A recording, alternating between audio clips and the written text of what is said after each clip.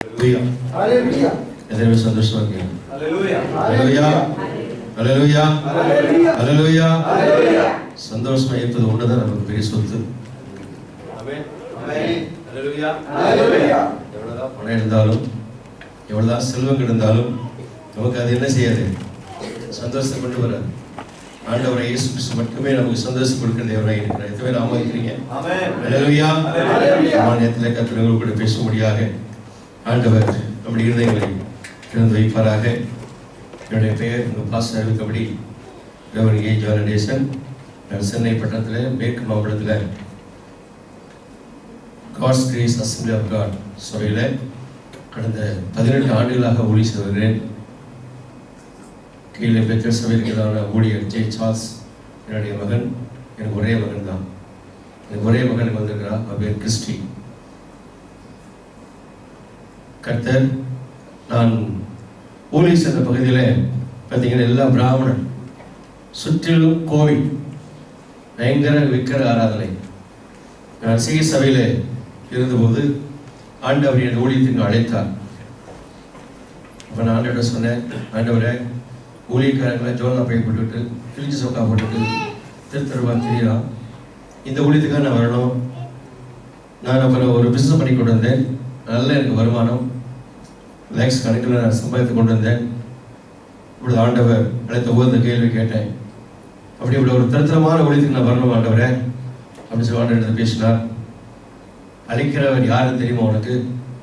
நீ சொன்னபடி ஜோலா பையில் போட்டுவிட்டு புளிசக்கம் போட்டுவிட்டு திடீர்னு நான் அழைச்சேனாப்பா, நான் உன்னை அழைக்கிறேன். அல்லேலூயா. அல்லேலூயா. அந்த வார்த்தை கீழ்ப்படிந்தேன். கிட்டத்தட்ட 2-3 வருஷமாக சேசவை இருந்து கொண்டே ஊழியம் செய்து கொண்டு வந்தோம். என்னுடைய ஊழியம் என்னன்னா கட்டுகளை அறுப்பது, பிசாசு கட்டுகளை அறுப்பது, நோய்களை சுகமாக்குவது, சூனிய கட்டு, மந்திர கட்டு, ஏவ பிசாசு, குட்டி சாதனை கிரிகளை, ஜனங்களை பிசாசு வல்லமின்றி விடுவிப்பது தான் எனக்கு முக்கியமான ஊழியம். அதனால் சேசவனை செய்து கொண்டு வந்தேன். மிகுந்த எதிர்ப்பு வந்தது. ஆனால் நான் அதை பற்றி நான் கவலைப்படவில்லை. ஆண்டவர் எங்கெல்லாம் போக சொல்கிறாரோ அவங்கெல்லாம் நானும் என் மனைவியும் நாங்கள் ஊழியம் செல்வோம். இப்போ என் குழந்தைகள் சின்ன குழந்தைகள் நாங்கள் தனியாக விட்டு விட்டு போவோம். கர்த்தர் பார்த்து கொண்டார். பிறகு நாங்கள் ஆரோக்கிய சபையில் சென்று பொழுது ஆண்டவனை சொன்னால் நீங்கள் படிக்க போகணும்னு சொன்னார். எனக்கு 30 வயசு ஆச்சு. இனிமேல் ஏறுமா ஆண்டவரை மண்டையில். அல்லேலூயா. படித்த காலமெல்லாம் விட்டுட்டு அப்பெல்லாம் இப்போ படிக்க சொல்கிறீங்களே, அது பயில் கிடச்சிட்டு போயின்னு சொல்லி நீ போகணும் ஞானத்தை கொடுப்பேனார். வேலைக்கு நான் போனேன். அவங்க எங்கேயும் அழைச்சி சொல்லி அழைச்சின்னு சொன்னாங்க. ஒன்றும் விளங்கல எனக்கு. அல்லேலூயா. ஒன்றுமே புரியல. அன்றைக்கி ஆண்டவர் சொன்ன, ஆண்டவரே ஒன்றும் புரியல, என்னென்னமோ சொல்கிறாங்க, எனக்கு ஒன்றும் புரியல அப்படின்னாங்க. அன்று இரவுலேருந்து இரவு நான் தூங்கி கொண்டிருக்குமே என்னோட கூட பேசுவார். ஒரு போர்டு வரும், அதில் ஆண்டவருக்கு எழுதி காட்டுவார், டீச் பண்ணுவார். கவனமாய் பார்ப்பேன். பிறகு பயிலாட்சி பண்ணும்போது அப்படியே ஒன்றொன்றாக அப்படியே புரிய ஆரம்பித்தது. அதன் பிறகு பயிற்சி முடித்து 1994ஆம் ஆண்டு டிசம்பர் 11ஆம் தேதி மேற்கு மாவட்டத்தில் ஒரு சேவை கொடுத்தார். எப்படின்னா, நான் ரட்சிக்கப்பட்ட புதுசிலே எனக்கு ஆண்டவர் சொன்னார், இந்த பகுதியில் தான் உனக்கு ஊழியம். அந்த இடத்தை எனக்கு காட்டினார். அப்போது அந்த இடம் மாட்டுக்கொட்டையாக இருந்தது. இந்த மாட்டுக்கொட்டையாக இருந்த இடத்தை தான் ஆண்டவரை காட்டினார். அவர் ஷெட்டு மாதிரி போட்டிருந்தாங்க. தேசத்தில் பார்க்கணும், நானும் 7 மணிக்கு பார்க்குறோம். ஷெட்டை போட்டிருந்தாங்க. அதில் அதான் ஊழியம் அப்படின்னா. எந்த திசைன்னு பார்க்கும்போது மேற்கு, அது மேற்கு மாவட்டம். நான் அதை வளர வைத்துக் கொண்டேன். அப்போது நாங்கள் முடித்த உடனே அசம்பிளி சபையில் ஏஜி சபையில் பாஸ்டர் டி. மோகன் சபையில் ஒரு மீட்டிங் நடந்தது. சிங்கப்பூர்லேருந்து ஒரு டீம் வந்திருந்தாங்க. அப்போ அந்த டீமில் நாங்கள் 2 ஊழியத்தை தாங்க விரும்புகிறோம், ஆகவே எங்களுக்கு 2 ஊழியக்காரர்கள் தாங்க அப்படின்னு சொல்லும்போது பாஸ்டர் மோகன் என்ன மாதிரி என்னையும் இந்த கூட படித்த செல்வகுமார் தாசன் தான் ஒரு ஊழியர், அவர் இப்படி தேனமாட்டில் இருக்கிறார். 2 பேரையும் அவர் சொல்லிட்டார், இந்த மாதிரி 2 இடங்களுக்கு நாங்கள் தரணும்னு சொல்லி. நான் அப்பொழுது ஒரு சூழ்நிலை உடச்சிட்டு ஜவுனிட்டு இருக்கிறேன் சிடி நகரில். என்னை எங்கள் வாழை போட்டு தேடுறாங்க, பாஸ்டர் ஜானேஷ் காணணும்.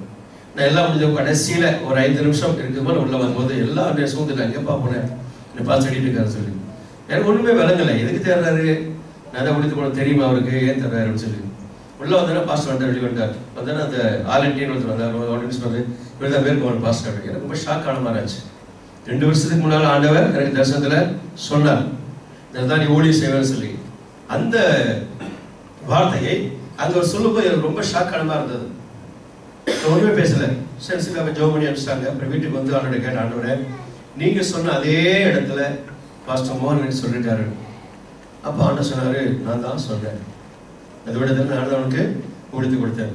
போய் பார்க்கும்போது இந்த மாட்டுக்கொட்டை இருந்த இடம் ஒரு பெரிய அப்பார்ட்மெண்ட், பயங்கரமான அப்பார்ட்மெண்ட். அது கீழே கிட்டத்தட்ட ஒரு 200 பேர் உட்காரலாம். இந்த 3 பெட்ரூம், எனக்கு ஒரு பெட்ரூம், பிள்ளைகளுக்கு ஒரு பெட்ரூம்.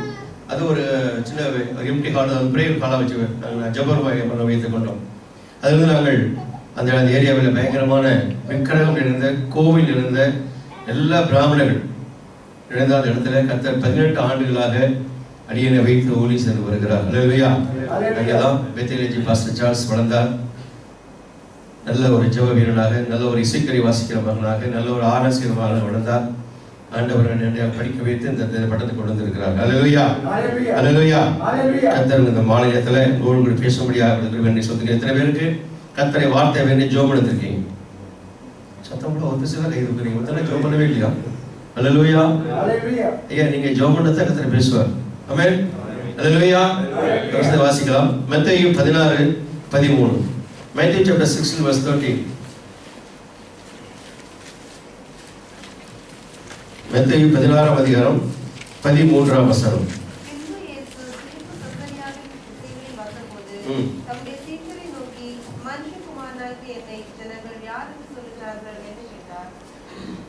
மனுஷகுமாரனாகிய என்னை ஜனங்கள் யார் என்று சொல்லுகிறார்கள் என்று கேட்டார். கண்கள் முடிச்சு கொண்டோம். எங்கள் அதிகமாக நேசிக்கிறேன் பரலோகத்தை தகப்பனே, நன்றியோடு நாங்கள் துதிக்கிறோம், சொத்திருக்கிறோம். ஐயா, இந்த மாலை நேரத்தில் தாவி நீர் கூட பேசும்படி நாங்கள் ஜெபிக்கிறோம். அவளோடு வைத்து வந்திருக்கிற பிள்ளைகளோடு கூட இடைப்பட மாட்டவரே, உடைய வார்த்தையானது இருவரும் கருக்குள்ள பட்டயம் அல்லவா? இந்த வார்த்தையானது கத்தாவே ஒவ்வொரு பிள்ளைகளும் ஆண்டவரே போய் அவருடைய இருதயங்களை தொட்டு கத்தாவே ஒரு மக்களாய் எழுப்பி பிரகாசிக்க நம்முடைய வார்த்தை கத்தாவே ஆசிரியர் கிருபையை ஜெபிக்கிறோம். அடியனை மறைத்துக் கொள்ளும் ஐயா, நாமத்தை மகிமைப்படுத்த மாட்டவரே. நீங்கள் பேசுங்கப்பா, நாம் கேட்கிறோம் ஆண்டவரே. அல்லேலூயா. சோத்திரம், சோத்திரம். நன்றியோடு நாங்கள் துதிக்கிறோம் ஆண்டவரே. ஜீவனுள்ள நாட்கள் எல்லாம் இயேசுவுக்காய் வாழ்வோம். இருப்பதுவோ ஒரு வாழ்வு, அதை அவருக்கு கொடுத்திடுவோம். ஜீவனுள்ள நாட்கள் எல்லாம் இயேசுவுக்காய் வாழ்வோம். இருப்பதுவோ ஒரு வாழ்வு, அதை அவருக்கு கொடுத்திடுவோம். வாழ்ந்திடுவோம், நாம் வாழ்ந்திடுவோம். இயேசுவுக்காய் நாம் வாழ்ந்திடுவோம். வாழ்ந்திடுவோம், நாம் வாழ்ந்திடுவோம். இயேசுவுக்காய் நாம் வாழ்ந்திடுவோம். ஜீவனுள்ள கையெழுமகளா நாட்கள் எல்லாம் இயேசுவுக்காய் வாழ்வோம். இருப்பதுவோ ஒரு வாழ்வு, அதை அவருக்கு கொடுத்திடுவோம். இயேசு தனக்காய் வாழாமல் அவர் நமக்காய் தானே வாழ்ந்தாரே. இயேசு தனக்காய் வாழாமல் அவர் நமக்காய் தானே வாழ்ந்தாரே. உயிரையும் கூட நமக்கு தந்தாரே. இதற்கு பதிலாய் என்ன செய்வோமே? நாமும் வாழ்ந்திடுவோம். இயேசுவுக்காய் ஜீவனுள்ள நாட்கள் எல்லாம் இயேசுவுக்காய் வாழ்வோம். இருப்பதுவோ ஒரு வாழ்வு, அதை அவருக்கு கொடுத்திடுவோம். ஜீவனுள்ள நாட்கள் எல்லாம் இயேசுவுக்காய் வாழ்வோம். இருப்பதுவோ ஒரு வாழ்வு, அதை அவருக்கு கொடுத்திடுவோம். ஊழியம் செய்வது பாக்கியமே, அதன் பலனோ இன்று நாம் அறியோமே. ஊழியம் செய்வது பாக்கியமே, அதன் பலனோ இன்று நாம் அறியோமே. கர்த்தர் ஒரு நாள் வந்திடுவாரே, அன்று இதன் பலன் கொண்டு வருவாரே. கண்டு மகிழ்ந்திடுவோம், சொல்லிடுவோம். நாட்கள் எல்லாம் இயேசுவுக்காய் வாழ்வோம். இருப்பதுவோ ஒரு வாழ்வு, அதை அவருக்கு கொடுத்திடுவோம். ஜீவனுள்ள நாட்கள் எல்லாம் இயேசுவுக்காய் வாழ்வோம். இருப்பதுவோ ஒரு வாழ்வு, அதை அவருக்கு கொடுத்திடுவோம். கொடுத்திடுவோம். யாரோ செய்யட்டும் எனக்கென்ன, நான் நலமாயிருந்தால் அது போதும். யாரோ செய்யட்டும் எனக்கென்ன, நான் நலமாயிருந்தால் அது போதும். என்றே சுகமாய் வாழ்வதினாலே பின்னால் நீயும் வருந்திடுவாய் என்று உணர்வாய். என்றே வா ஜீவனுள்ள நாட்களெல்லாம் இயேசுவுக்காய் வாழ்வோம். இருப்பதுவோ ஒரு வாழ்வு, அதை அவருக்கு கொடுத்திடுவோம். ஜீவனுள்ள நாட்களெல்லாம் இயேசுவுக்காய் வாழ்வோம். இருப்பதுவோ ஒரு வாழ்வு, அதை அவருக்கு கொடுத்திடுவோம். அதை அவருக்கு கொடுத்திடுவோம். ஆமென். ஆண்டவரே, ஜீவனுள்ள நாட்களெல்லாம் உமக்காய் வாழ எங்கள் கிருபை தாரும் ஆண்டவரே. இந்த வெளியே பூமியிலே வாழ்வது பிறப்பது ஒரு தரம் ஆண்டவரே. இந்த பூமியிலே கர்த்தாவே நாங்கள் ஆண்டவரே அல்லவே வாழும்போது அதை அந்த வாழ்வை உமக்காக கொடுத்திட ஆண்டவரே, அந்த வாழ்வின் மூலமா நாங்கள் வாழ்ந்திட கிருபை தாரும் ஆண்டவரே. தொடர்ந்து எங்களோடு பேசும், நாமத்தை மையப்படுத்திக் கொள்ளும். இயேசுவின் நாமத்தில் ஜெபிக்கிறோம் நல்ல பிதாவே. ஆமென். ஹல்லேலூயா. இங்கு மத்தேயு 16:13 வாசிக்கிறோம்.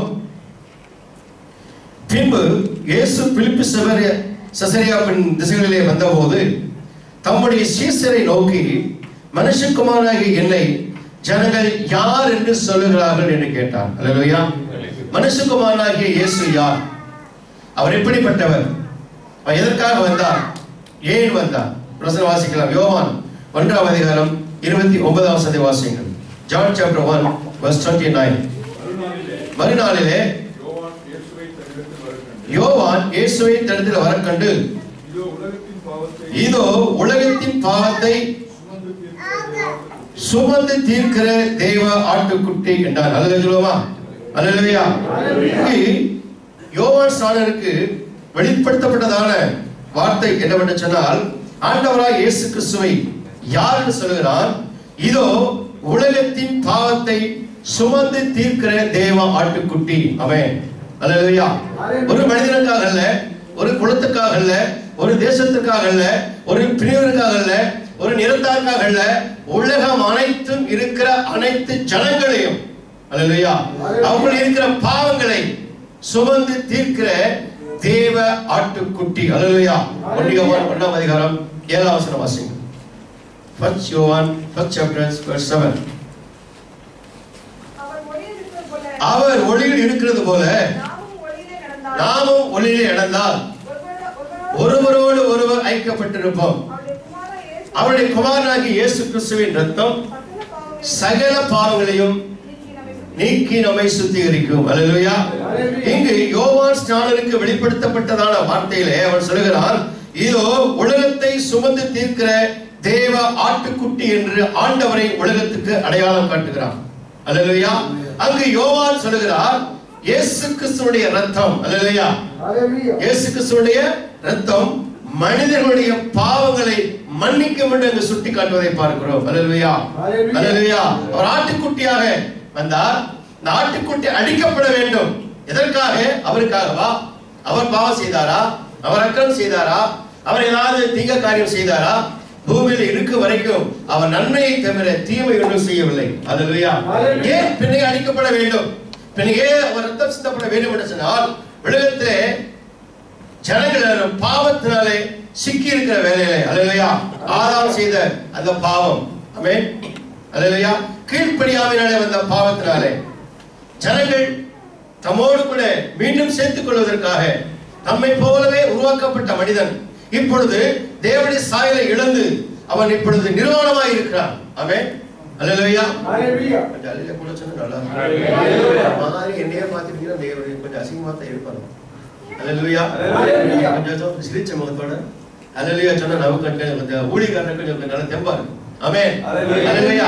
பாருங்க, ஆதாம் தேவ சாயலால் படைக்கப்பட்டான். தேவனுடைய ரூபத்துக்கு படைக்கப்பட்டான். அவனை பார்க்கும்போது இயேசுவை பார்க்க தேவனை பார்க்கக்கூடிய அவசியம் இல்லை என்று சொல்லப்பட்டிருந்தது. ஆனால் அவனுக்கு கொடுக்கப்பட்ட ஒரே ஒரு கட்டளை, நீ எல்லா பழத்தையும் சாப்பிடலாம், ஆனா தோட்டத்தின் நடுவில் இருக்கிற ஒரு மரத்தின் கனியை மட்டும் என்ன செய்யக்கூடாது, ருசிக்க வேண்டாம். ஆனால் அது இங்க என்ன செய்தாங்க? புசித்த போது, ஆண்டவருடைய கட்டளை மீறின போது தேவன் சொன்னார், நீ சாகவே சாவாய். ஆனா செத்தார் அவன் இல்ல. ஆண்டவர் சொன்ன அர்த்தம் என்ன? ஆவியிலே அவன் செத்து போவான். அல்லேலூயா, அல்லேலூயா. 3 பகுதி நமக்குள்ள இருக்குது இல்லையா? ஆவி, ஆத்மா, சரீரம். முதல்ல ஆதாம் எப்படிப்பட்ட ஆண்டவர்? உள்ள மனுஷன், அதுக்கப்புறம் ஆத்மா, அதுக்கப்புறம் மேல ஆவி. ஆனால் அவன் பாவம் செய்த போது ஆவி உள்ள போய்விட்டது. ஆமென். ஆவி, ஆத்மா, சரீரம். இப்ப மாம்சம் வெளிப்பட்டு விட்டது. இந்த மாம்சம் மீண்டுமாக ஆவியாக மாற வேண்டும். ஆமென். அல்லேலூயா. ஆகவே ஆவியான தேவன் அல்லேலூயா மனுஷரூபம் எடுத்து பூமியிலே பிறந்தார். அல்லேலூயா. அவர் ஆட்டுக்குட்டியாக வந்தார். யோவான் 4 சொல்லுகிறார். அவர் அடிக்கப்பட வேண்டும், ரத்தம் சிந்தப்பட வேண்டும், எல்லா ஜனங்களின் பாவம் அப்படிதான் மன்னிக்கப்பட முடியும் என்று சொல்லி யோவான் 1:7 வாசிக்கிறோம். அல்லேலூயா, அல்லேலூயா. இதுதான் ஆண்டவர் பூமிக்கு பிதாவாகிய தேவனுடைய குமாரனை அனுப்புகிறார். வாசிங்கள் யோவான் 3:16. எவனோ அவன் கெட்டு போகாமல் நித்திய ஜீவனை அடையும்படிக்கு அவரை தந்தருளி இவ்வளவாய் உலகத்தில் அனுப்புவது. எதுக்கு வந்தார் அவரு? ஒரு மனிதனும் கெட்டு போக கூடாது. அல்லேலூயா. ஒரு மனிதனும் பாதாளத்துக்கு போக கூடாது. பாதாளமும் நரகமும் யாருக்கு நியமிக்கப்பட்டது? விழுந்து போன தேவதூதர்களுக்காகத்தான். அல்லேலூயா. எந்த மனுஷன் அதிலே போக கூடாது என்பது தேவனுடைய திட்டம், தேவனுடைய சித்தம். ஆனால் நாம் ஏன் போகிறோம்? அங்கே தேவனுடைய திட்டத்துக்கும் தேவனுடைய சித்தத்துக்கும் எதிராக நின்று தேவனோடு போராடி சாத்தானோடு நாம் இணைகிறபடினால்தான் நமக்கு அந்த இடத்துல என்ன செய்யுது? போகக்கூடிய சூழ்நிலை நமக்கு நம்மை நாம் ஏற்படுத்திக் கொள்கிறோம். ஆண்டவர் ஏற்படுத்தவில்லை. விழுந்து போன பெருமை கொண்ட வியாபாரத்தின் மிகுதியினாலே பாவம் செய்த வானத்துக்கு ஏறுவேன், சிங்காசனத்துக்கு மேல் அனுப்பேன் சொல்லி உன்னதமான ஒப்பாவை சொன்னதான தன் இதழை பெருமை கொண்டதான அந்த லூசிபருக்கும் அவருடைய கூட்டத்தாருக்கும் தான் ஆண்டவர் பாதாளத்து நரகத்தை உண்டாக்கி வைத்தார். ஆனால் மனிதர்கள் அந்த ஆண்டவரை ஏற்றுக்கொள்ளாமல் அவருடைய வார்த்தைக்கு கீழ்ப்படியாமல் அவர்கள் அவருடைய பாவம் செய்தபடினாலே பாவத்திலே இருந்து பாவத்திலே மரிக்கிறவன். வெளிப்பத்தில் வாசிக்கிறோம், இதோ கிறிஸ்துவுக்குள் மரிக்கிறவர்கள் இது முதல் பாக்கியவான்கள் என்று எழுது. அல்லேலூயா. கிறிஸ்துவுக்குள்ள மரிக்காதவன் பாக்கியவான் அல்ல. உண்மைதானே? அப்படியே பண்ணுங்கள. கிறிஸ்துவுக்குள் மரிக்கிறவன் இது முதல் பாக்கியவான். உண்மைதான். ஆனா கிறிஸ்துவுக்குள் மரிக்காதவன் ஏன் பாக்கியவான் இல்ல? அவன் இயேசுவை ஏற்றுக்கொள்ளல, அவருடைய வார்த்தை கீழ்ப்படியல, அவருடைய கட்டளைக்கு என்ன செய்ய பிரமாணங்களும் கீழ்ப்படியல, பூமியத்தை இஷ்டம் போல வாழ்ந்தான், மனம் போல வாழ்ந்தான். அவனுடைய சிந்தனையில வருகிற எல்லா இடத்தனை தன்னை அவன் அர்ப்பணித்து நடந்தான். ஆகவே நடந்த காரியம் அவன் என்ன செய்யறான்? தேவனிடத்திலே வராபடிக்கு அவன் நரகத்துக்கு போவதை பார்க்கிறோம். ஆனா அவன் ஆண்டவர் நடந்து போச வச்சிருக்கிறாரு இல்லையே. உண்டாக்கப்பட்டது விழுந்து போன தேவதூதர்களுக்கு தான் உண்டாக்கப்பட்டது. ஆனா மனிதன் அங்கே ஏன் போகிறான்? அந்த ஆண்டவர் இயேசு கிறிஸ்து ரத்தத்தினாலே தன்னை கழுவப்படாமல். அல்லேலூயா. இயேசு கிறிஸ்துவின் ரத்தம் சகல பாவங்களையும் நீக்கி நம்மை சுத்திகரிக்கும். அல்லேலூயா. அந்த சுத்திகரிப்பு நிலைமைக்கு ஒரு மனிதன் வராதபடினால்தான் அவன் தன் பாவங்களை இருந்து பாவங்களை வாழ்ந்து பாவத்திலே சாகிறான். அவன் நேராக என்ன செய்யறான்? நரகத்துக்கு போகிறான். அல்லேலூயா, அல்லேலூயா, அல்லேலூயா. இந்த மாதிரி வசன வாசியங்கள் எபிரேயர் 12ஆம் அதிகாரம் 1-2 வருஷத்துக்கு யாருன்னு அங்கே நமக்கு பார்க்கிறோம். ஆகையால் சூழ்ந்து கொண்டிருக்க பாரமான யாவற்றையும்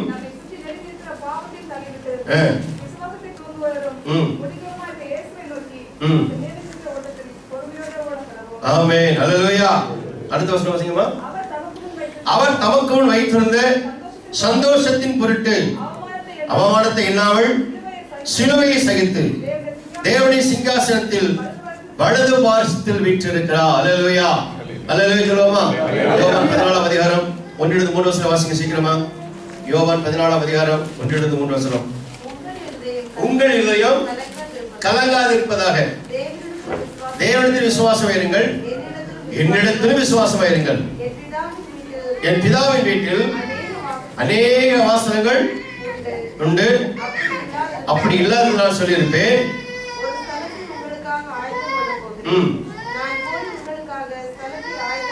பின்பு நல்ல கவனிங்க, நான் இருக்கிற இடத்துல நீங்களும் இருக்கும்படிக்கு நான் மறுபடியும் வந்து உங்களை என்னிடத்தில் சேர்த்துக் கொள்ளுவேன். அல்லேலூயா. பாருங்க, அவரிடத்தில் சேர வேண்டுமானால் அவரை போல மாற வேண்டும். ஆமென்.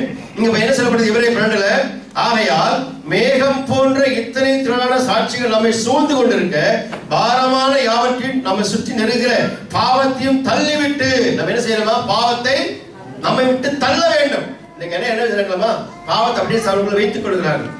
சபைக்கு வர்றாங்க, பாரத்தோடு வர்றாங்க, கவலையோடு வர்றாங்க. நமக்கு அநேக வார்த்தைகள் சொல்லி பிரசங்கிக்கிறோம். தேவ ஆராதனை, தேவ மகிமை இறங்குறது, பிரசன்னம் பெறுகிறது.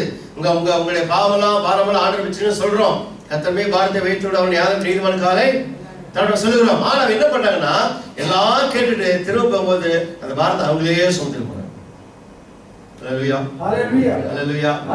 ஆண்டவர் சொன்னாரு, என் மேல வச்சிருப்ப உங்களுடைய பாரத்தை. நான் உமக்காக சிலுவையை சுமந்தேன், நான் உமக்காக அடிக்கப்பட்டேன். ஆனா நீ என்ன பண்ற? நீயே சுமந்துட்டு போற. அல்லேலூயா. பாவத்தை தள்ளிவிட்டு விசுவாசத்தை துவக்குகிறவரும் முடிக்கிறவமாய் இருக்கிற இயேசுவை நோக்கி நமக்கு நியமிக்கப்பட்டிருக்கிற ஓட்டத்தில் பொறுமையோடு ஓடுவோம். அல்லேலூயா, அல்லேலூயா. நமக்கு ஒரு ஓட்டம் நியமிக்கப்பட்டிருக்கிறது அன்பான சகோதர சகோதரியே. அந்த ஓட்டத்தை பிடித்துக் கொள்வதற்கு, அந்த ஓட்டத்தை தெரிந்து கொண்டு நாம் சபைக்கு வருகிறோம். அல்லேலூயா. பந்தயத்துல ஓடி எப்படி ஓடுறான்? வெற்றி பெறணும்னு ஓடுறான். ஆமென். அப்படித்தானே? ஓட்ட பந்தயம் ஓடுகிறவன், ரெஸ்லிங் பண்ணுகிறவன் என்ன செய்யறான்? ஓட்டத்தை எப்படியா செய்யணும், ஜெயிக்கணும். அதுக்காக அவன் பிரயாசப்படுகிறான், ட்ரைனிங் எடுக்கிறான். அல்லேலூயா. அதுக்காக என்ன செய்யறான்? தன் வயிற்று காய போடுறான், லிமிட்டா சாப்பிடுறான். ஓடுறதுக்கு உடம்பு எப்படி இருக்கணும்? லேசா இருக்கணும். 100 மீட்டர் ஓட்டத்தில் ஓடணும் எப்படி இருக்கணும்? சீக்கிரமாக முன்னுக்கு போகணும், வேகமாக ஒன்று செய்யணும். தண்ணி தானே செய்யறான். ஆகாரத்தை கொடுத்து உடம்பை ஸ்லிம்மாக்கி லீனாக்கி அதுக்கெல்லாம் தகுதி எல்லாம் என்ன செய்யலாம்? அவன் ட்ரைனிங் எடுக்கிறான். அதே போல நாம் பரலோகத்துக்கு போக வேண்டுமானால் தேவனோடு கூட அந்த ஆண்டவர் செலவிட்டிருக்கிற அந்த உன்னதமான இடத்துல தேவனுடைய வலவாசல் இருக்கிறதால் நாம் மேலான இடத்தை தேட வேண்டுமானால் நம்மை நாம் என்ன செய்யணும்? தகுதிப்படுத்திக் கொள்ள வேண்டும். அல்லேலூயா. ட்ரைனிங் எடுக்கணும். இந்த சபை எதுக்கு நமக்கு தெரியுமா? உங்களுக்கு ட்ரைனிங் ஸ்தலம். அல்லேலூயா. குதிரை பசியவர்கள் குதிரை இத்தனை நாளுக்கென்று ஆயத்தமாக்கப்படும், ஜெயமோ கர்த்தராலும். அப்போ ஒரு குதிரையானது யுத்த களத்துக்கு போகும்போது முன்பாகவே அந்த பாகனாலே ட்ரைனிங் கொடுக்கப்படுகிறது. அவன் எப்படி அந்த யுத்த களத்துல போகணும், எப்படி போய் சண்டை போடணும், எப்படி எதிரிகளை என்ன செய்யணும், வெட்டணும். காலில் அவன் கத்தி கட்டி இருக்கும். குதிரை அந்த காலத்துல எல்லாம் யுத்தம் பண்ணும்போது குதிரை காலை கத்தி கட்டி விடுவாங்களாம், கத்தி கட்டி இருக்கணும். அப்படி எப்படி அந்த காலில் கத்தி மட்டும் வெட்டணும் சொல்லி அவன் ட்ரைனிங் கொடுப்பான். அதான் சொல்ல குதிரை யுத்த நாளுக்கு ஆயத்தமாக்கப்படும். அல்லேலூயா. நீங்கள் தான் என்ன செய்யணும்? தேவனுடைய வருகைக்கென்று தேவனுடைய பரலோகத்துக்கு போது நம்ம ஆயத்தமாக்க வேண்டும். அல்லேலூயா. அந்த ஆயத்தமாக்கப்படுகிற இடம் தான் சபை. அல்லேலூயா. நீங்க எங்கேயும் போய் ட்ரெயின் எடுக்க முடியாது. நீங்க தனிப்பட்ட மலை ஜெபி எவ்வளவு ஜெபம் பண்ணுவீங்க? தோத்திரம் 10 நிமிஷம் கூட ஆத்திரம் வந்து படுத்துருங்க. உண்மைதானுங்க? நீங்க பார்க்க தான் பயமா இருக்கு. அல்லேலூயா, அல்லேலூயா. தேவனோடு கூட நல்ல ஒரு ஐக்கிய உறவு இருக்கணும். குறைந்தது 1 மணி நேரமாவது ஜெபிக்கணும். அல்லேலூயா. 24 மணி நேரம் நம்ம தசமா கொடுக்குறோம்னா கண்டிப்பா கொடுக்கணும். 2 மணி நேரம் அம்சம் கொடுக்கணுமா இல்லையா? ஆண்டவருக்கு என்னங்க கொடுக்கணுமா கொடுக்க வேண்டாமாங்க? கொடுக்கணும். நம்ம கொடுக்குறோமா இல்லையே? காலை எந்திரிக்கிறோம், வேகமா அட்டவணையை வாசிச்சுட்டு ஓடிடுறோம். சாயந்தரம் வர வேகமாக சாப்பிட்டுட்டு ஏதாவது மேலே வாசிக்கிறோம். 2 முட்டி போட்டு ஜெபம் பண்ணிட்டு அப்படி டப்புன்னு கொடுத்துக்கணும். இது தேவனுக்கு என்ன செய்யணும்? நமக்கு ஆசீர்வாதத்தை கொண்டு வர நேரம் எடுக்கணும். எப்படி நம்ம வேலைக்கு நேரம் எடுக்கிறோமோ, எப்படி நம்ம குடும்பத்துக்கு நேரம் எடுக்கிறோமோ, எப்படி வெளியே நம்ம ஷாப்பிங் போது நேரம் எடுக்கிறோமோ, மற்ற நண்பர்கள்ட்ட பேச நேரம் எடுக்கிறோமோ, அதே போல தேவனோடு பேசுவதற்கு நம்ம என்ன செய்ய நேரம் எடுக்கணும். அப்பதான் நம்முடைய வாழ்க்கையில தேவ ஆசீர்வாதம் வரும். நம்ம கடந்தைக்கு வந்துருக்கிறோம். இந்த பட்டணத்துக்கு கடுமையாக உழைக்கிறோம். இந்த வெயில பார்த்தா பயமா இருக்கு, வெளியே வர முடியல. யோசிச்சு பாருங்க, வீட்டுல இருந்து கார்ல ஏறதுக்குள்ள பயங்கரமான சூடு. சரி, அது பரவாயில்ல, குளிக்க போன தண்ணி சூடாகுது. எவ்வளவு கொஞ்சம் யோசிச்சு பாருங்க. அப்புறம் இவ்வளவு கடினத்தின் மத்தியிலும் நான் என்ன செய்யறேன் போய் பார்த்தேன். மக்கள் எவ்வளவு கஷ்டப்படுறாங்க பாருங்களேன். நான் 2008 வந்தப்போ நான் ஒரு கேம்புக்கு போயிருந்தேன். அங்க பாத்தீங்கன்னா மேல ஷெட்டு மட்டும் சீட்டு மட்டும் போட்டு அங்க ஜனங்க அந்த பிள்ளைங்க அங்க படுத்திருந்தாங்க. அங்க இன்றைக்கு அதே ஷெட் வந்து நல்ல பில்டிங்கா மாதிரி இருக்கு. கர்த்தர் ஸ்தோத்திரம் பண்ண பரவாயில்ல, ஆண்டவர் கொஞ்சம் மாற்றி இருக்கிறார். அல்லேலூயா. ஆனாலும் அவங்க செய்யற வேலை செய்யறத பார்க்கும்போது கடுமையான வெயில். கொஞ்சம் யோசிச்சு பாருங்களேன், கடுமையான வேலை செய்யறாங்க. அப்போ கடுமையாக வேலை செய்யறதான அந்த பிள்ளைகள் எவ்வளவு பிரயாசப்படும். ஏன் உழைக்கிறாங்க?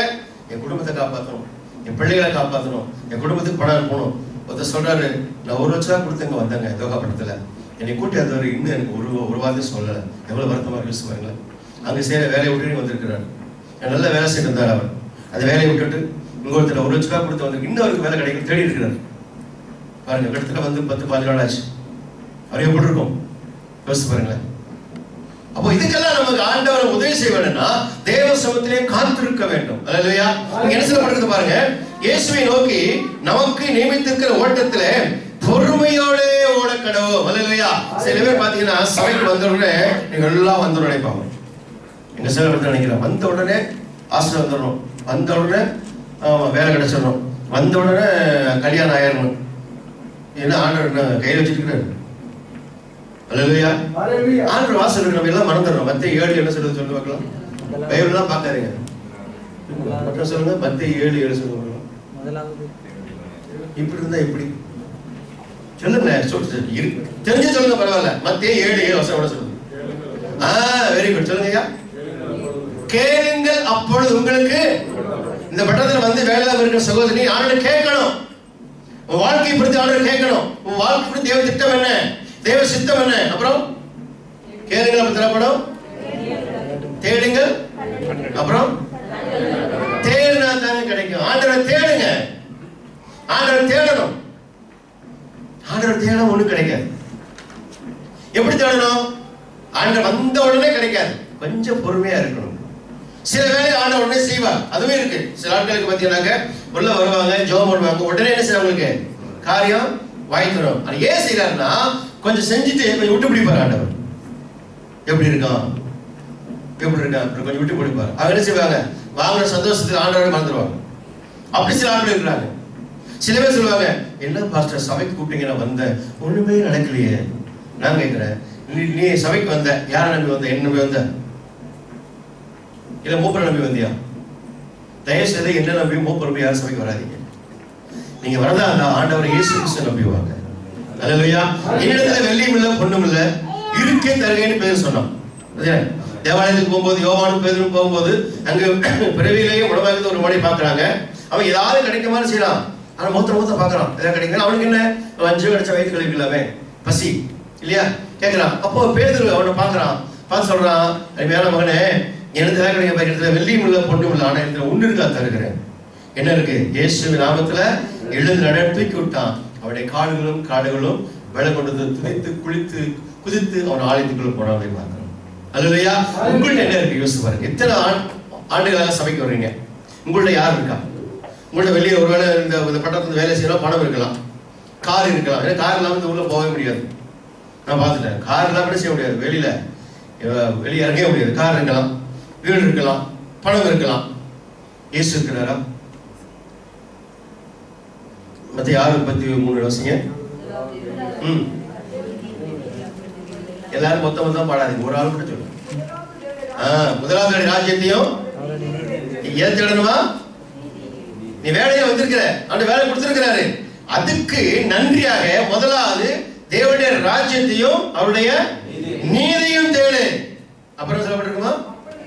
அப்பொழுது இவைகள் எல்லாம் வீடு, வேலை, மனைவி, பிள்ளைகள், ஆஸ்தி. ஏதாவது செய்ய 108 சொல்லுங்க. கர்த்தருக்கு பயந்து வழி எடுக்கிற எவனோ அவன் பாக்கியவான். அவனுக்கு என்ன இருக்கும்? பாக்கியமும் நன்மையும் உண்டா இருக்கும். உன் மனைவி வீட்டவங்களுக்கு கணிதரும் சாட்சி கொடுக்க பிள்ளைகள் ஒளி உங்க பந்தி சீட்டிலும். முதல்ல கர்த்தருக்கு பயப்பட பயம் இருக்கணும். அந்த பயம் எப்படி இருக்கணுமா? கர்த்தரோடு கூட நெருங்கி ஜீவிக்கிற ஒரு அனுபவம் இருக்கணும். அல்லேலூயா. அல்லேலூயா. அவன் கொடுத்திருக்கிற ஓட்டத்துல பொறுமையோடு கூட ஓடுகிற ஒரு பாக்கியம் நமக்கு இருக்கணும். ஆமென். அல்லேலூயா. பாடுகளை சகிக்கணும். கஷ்டம் வரும்போது சில பேர் சபையை திட்டுவாங்க, பாஸ்டர் திட்டுவாங்க. நாம அந்த சபைக்கு போனேன், ஒண்ணுமே கிடைக்கல, சரி வேற சபைக்கு போறேன், அங்க கிடைக்கும். அங்க அப்படித்தான் இருக்கும். கொடுக்கப்பட்ட இடத்துல கொடுக்கப்பட்ட சபையில உண்மையா இரு.